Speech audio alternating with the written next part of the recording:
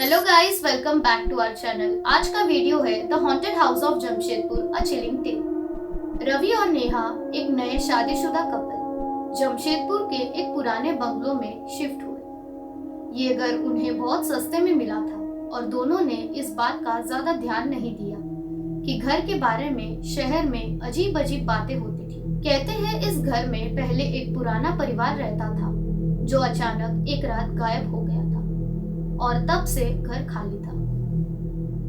पहली रात सब कुछ शांत था, लेकिन दूसरी रात रवि ने एक अजीब सी आवाज सुनी, जैसे कोई हंसी मार रहा हो। जब उन्होंने जाकर देखा तो कुछ नहीं था।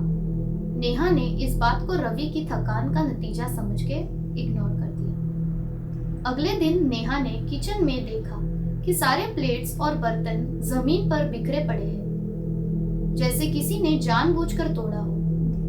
जब रवि ने सीसीटीवी फुटेज देखा तो उन्होंने देखा कि एक परछाई सी अंदर आकर बर्तन गिरा रही थी, लेकिन जब उसने डोर चेक किया तो सब कुछ लॉक था।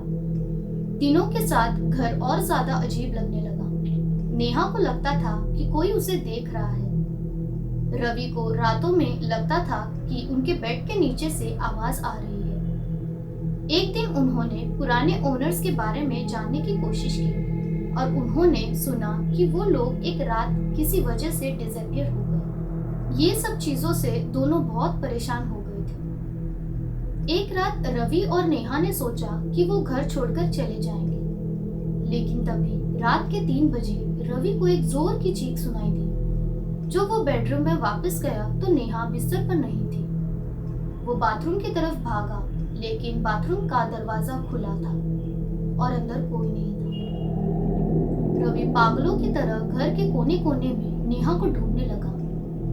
जब वो बेसमेंट में गया तो उन्होंने देखा कि नेहा एक कोने में मुरझाई हुई बैठी है। उसकी आंखें बिल्कुल सफेद थी और वो सिर्फ एक ही शब्द बोल रही थी, तुमने उसे जगाया है।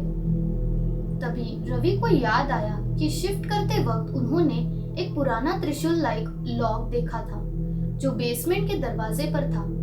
रवि ने क्यूरियस होके उस लॉक को तोड़ दिया था। उन्होंने समझा था कि ये बस एक पुराना सिक्योरिटी लॉक होगा, लेकिन वो लॉक एक बुरी शक्ति को बंद कर रहा था। रवि को समझ नहीं आ रहा था कि क्या करे। तभी उन्होंने एक छोटी सी डायरी देखी जो नेहा के पास थी।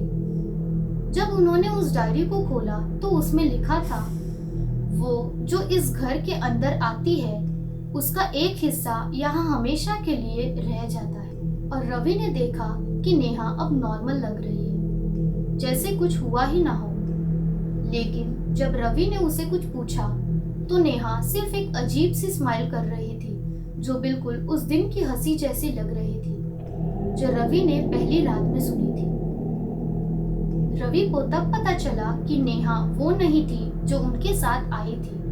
वो बस एक चेहरा था जो उस घर की असली शक्ति ने अपना लिया था। रवि अब भी नेहा को ढूंढने के लिए कोशिश कर रहा है, लेकिन जो उसके साथ है वो सिर्फ एक डरावना साया है। क्या आप उस घर में रहने की हिम्मत करोगे? ये हमें कमेंट सेक्शन पर जरूर बताइए।